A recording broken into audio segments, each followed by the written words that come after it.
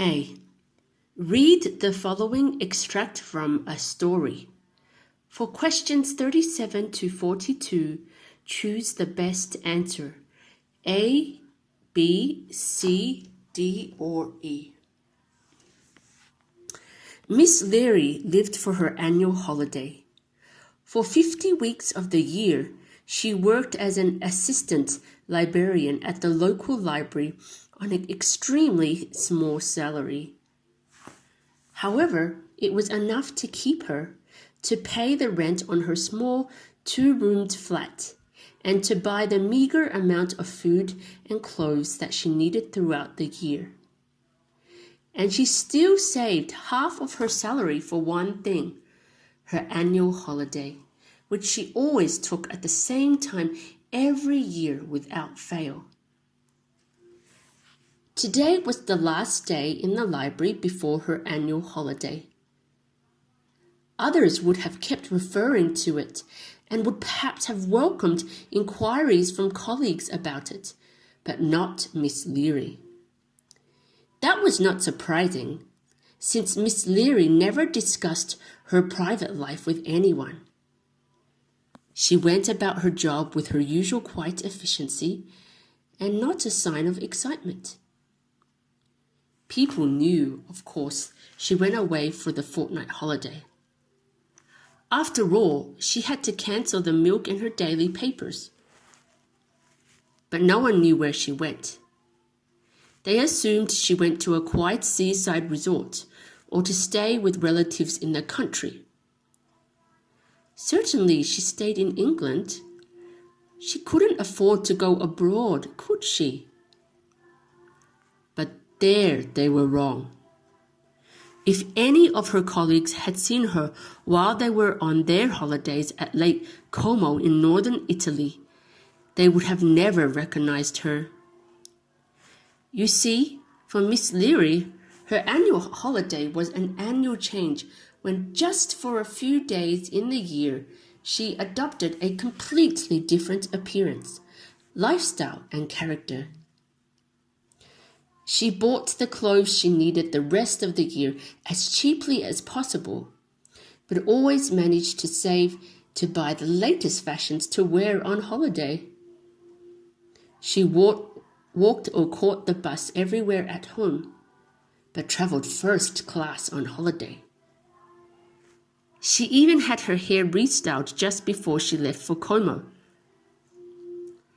And if she had no real friends in England, she had a number of good friends in Como, and one or two very special ones. The last borrower left the library.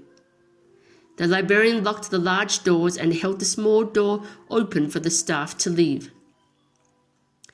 As Miss Leary stepped out into a warm Saturday evening, the librarian said, "Have a good holiday, Miss Leary. See you in August," he smiled. And she allowed herself a light smile. "Oh yes, of course, thank you."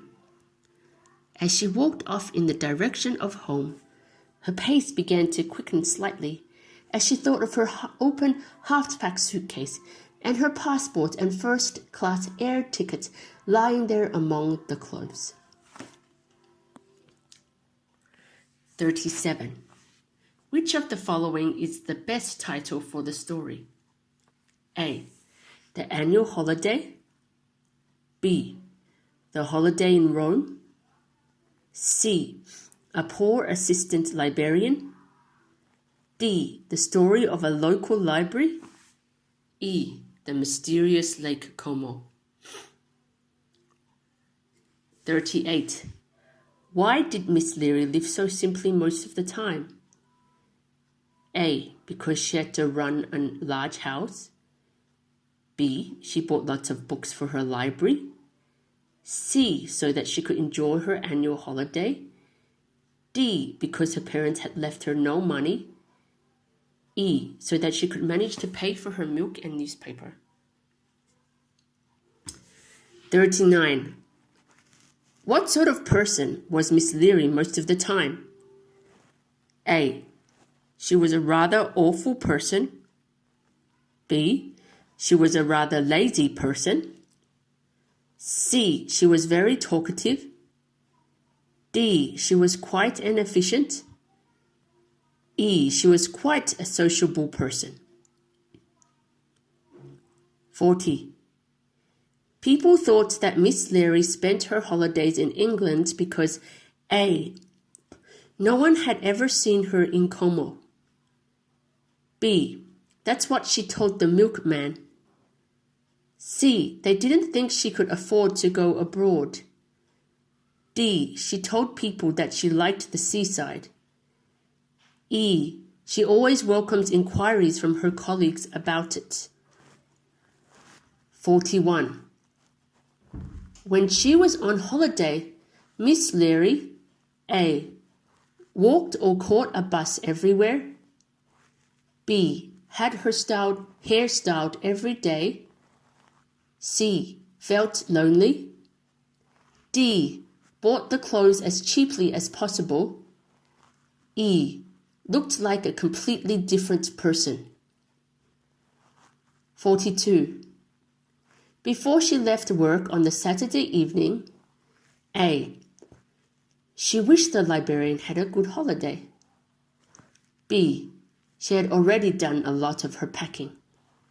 C. She had to lock the door after the last borrowers. D. She told her colleagues where she was going. E. She held the large door open for the staff to leave.